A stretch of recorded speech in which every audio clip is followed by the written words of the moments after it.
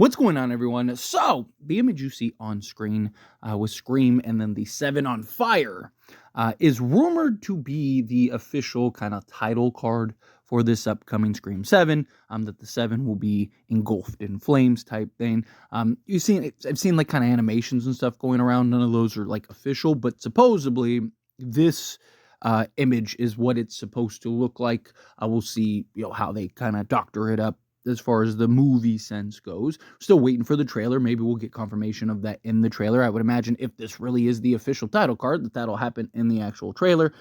But again, with all rumors, take it with a grain of salt. I mean, this isn't like a major significant rumor. This is just something that's like, hey, the title card is supposed to be kind of cool, unique, and different, which we've seen them do all kinds of different things on the title card, like with the slash and, all things like that. So them having like a 7 on Fire could make some sense. But the question is, okay, well then why is the 7 on Fire? What does it have to do with fire, right? Is Amber coming back? Like, how is this going to play out? Well, now this is nothing, not a major spoiler or anything like that, but some people don't want to hear anything.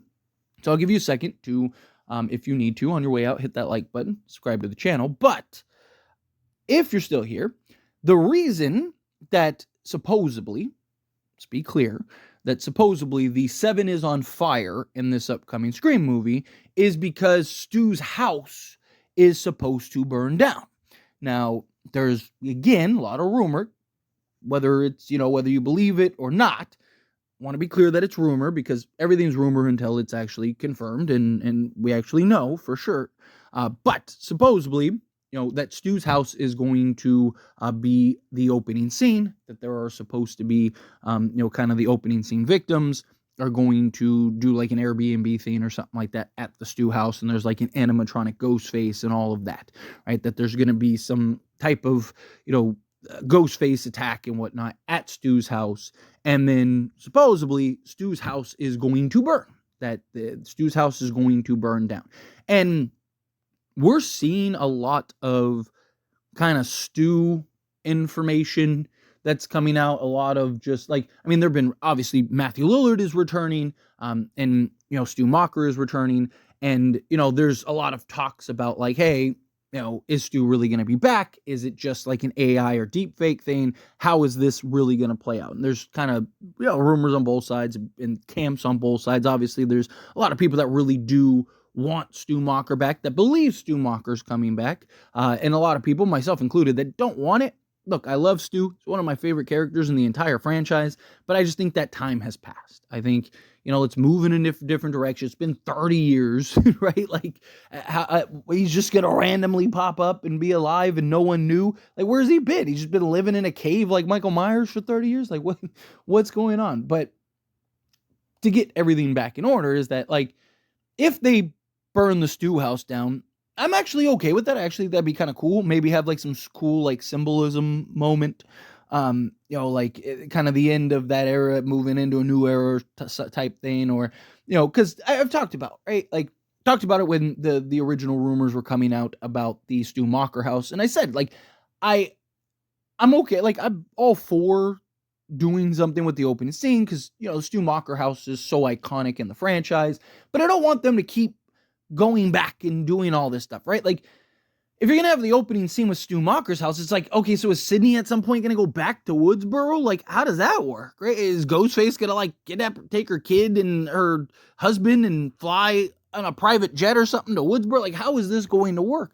Right? And I don't want to keep drawing up the past and going and returning to Woodsboro, right? If it's the final installment, right, and, at the like Scream 9, it's like the end of the trilogy for Sidney Prescott. It's like, okay, she's got to return home in order to, like, okay, fine, right? But like, I don't want to have, if we're getting 3 more films, because we're at least getting 2 more, this one and then Scream 8, but a lot of talks about there being a trilogy from the moment that Scream 7 was announced. Hey, I'm okay if you do kind of like this full circle moment at the end, but I don't want to keep going back to Woodsboro. Like, Sydney didn't even want to go back to Woodsboro last time. Right, there was a Ghostface, and Gail was in danger, and Dewey and all that stuff. She was just kind of like, be careful yourself. The only reason she went back was because Dewey actually died. Right, so it's like, what are you going to do that's going to convince her to come? If Ghostface is, killing the town of Woodsboro, lighting it on fire, like Sydney's probably not going to care. But if that's kind of the signal that kind of puts Sydney on the radar, like, the legendary Stu Macher house burns to the ground or whatever, and it's like a news report or whatever, and that's something fine. I'm okay with it. I just, I like that we have all these different settings. I like that we have, Ohio and Windsor College. I love that we have, New York and LA, and, and yes, we've done, like, half the movies have been in Woodsboro, but, I like that we keep doing these different, like, it's not just stale over and over, same location, same place. Oh, like nothing's changed. Like, I want them to kind of continue to do that. So, execution is everything. Delivery is everything. I mean, you tell a good, convincing story and have it make sense for why Sydney has to return to the stew house or something, then sure. But, like, you just did that 2 movies ago in Scream 5. Right? It's like, let's let things marinate a little bit. Let's stay focused on the new characters, the returning characters, and the Meeks twins and Sydney and Gail, and really kind of like, one of the big problems that we've had in the last 2 films has just been character development. And a lot of it has been they're trying to pack and put too much into it. Right? Like Scream, the original Scream was very well paced.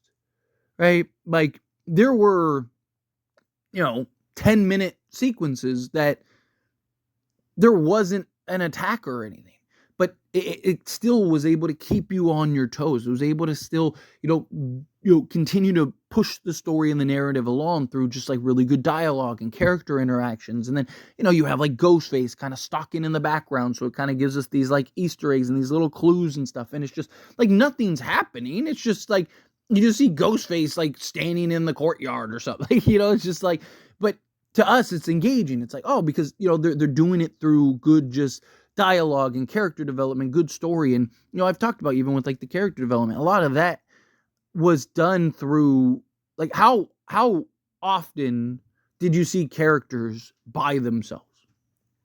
It usually was, in pairings or groups and stuff where you're able to kind of, build multiple characters just through their interactions. Right. So I'd like to see that. And just, I just don't want like this crazy convoluted movie. Right. We know that Scream 8 is in the works. So maybe, this is the setup and establishment film. I could see that being the case where they're going to kind of use this movie to kind of build and set up, for the next 2 movies going forward. Sure. I'm okay with that. But like, again, execution is everything. There's a way that you gotta go about it and do it in a proper manner is my point. And I hope that it's really mapped out well.